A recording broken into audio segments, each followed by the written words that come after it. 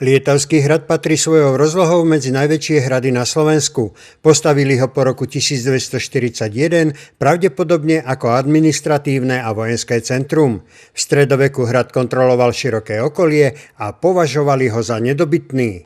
Hrad je spomínaný aj ako Bielý zámok, pretože na tú dobu mal kvalitnú bielú omietku, čiže z diaľky svietil a bol vyzdobený falošnými kľúčovými strieľňami, ktoré boli namalované na omietke. Po vymretí jeho majiteľov v 17. storočí začal pustnúť a zub času z neho spravil ruínu.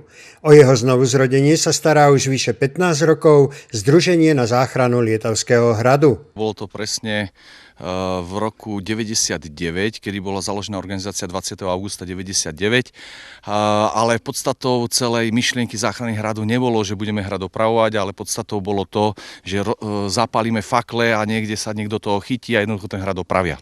Pôvodná myšlienka mladých hudobníkov, ktorí stáli pri zrode občianskeho združenia, však vyšla iba na 50%. Problém nastal taký, že po tých rokoch úvodných, kedy to vlastne sme zakladali združenie ako bývalá Big Beatová kapela bez názvu, ktorá sme fungovali v tých rokoch, tak jednoducho sme zistili, že ten hrad opravovať nikto nebude. Takže kapela sa rozpadla a začali sme sa na hrade profesionalizovať a nakoniec sme skončili tu ako remeselní murári, tesári, kamenári a podobní remeselníci. Združenie na záchranu Lietavského hradu získalo hrad do vlastníctva v roku 2008. V súčasnosti pracuje na hrade 12 stálych zamestnancov, medzi ktorými sú profesionálni kamenári, remeselníci a výškoví pracovníci, ale aj stavebné firmy, ktoré robia špeciálne práce.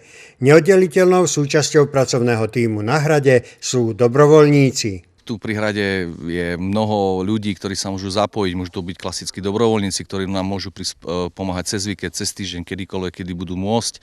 Potom môžu tu byť samozrejme aj profesionálne firmy, to znamená stavebné firmy, či nám poskytnú stavebný materiál, alebo nám poskytnú nejakých zamestnancov.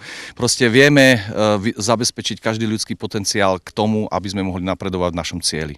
Lietavský hrad sa nachádza na zozname ohrozeného svetového kultúrneho dedičstva, kde bol Svetovým pamiatkovým fondom zapísaný v roku 2009 ako jedna z 93 pamiatok zo 47 krajín sveta.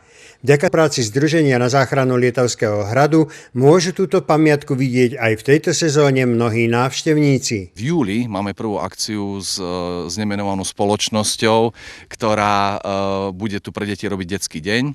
To bude 18. júla, potom 15. augusta tu bude Noc hradných zrúcanín a až začiatkom septembra, myslím, že to je 5. septembra, tu bude mať Deň otvorených dverí. Pripravujeme reportáž o archeologickom výskume na hrade Lietava. Tu vám ponúkneme v niektorom z ďalších magazínov televízie Fenix.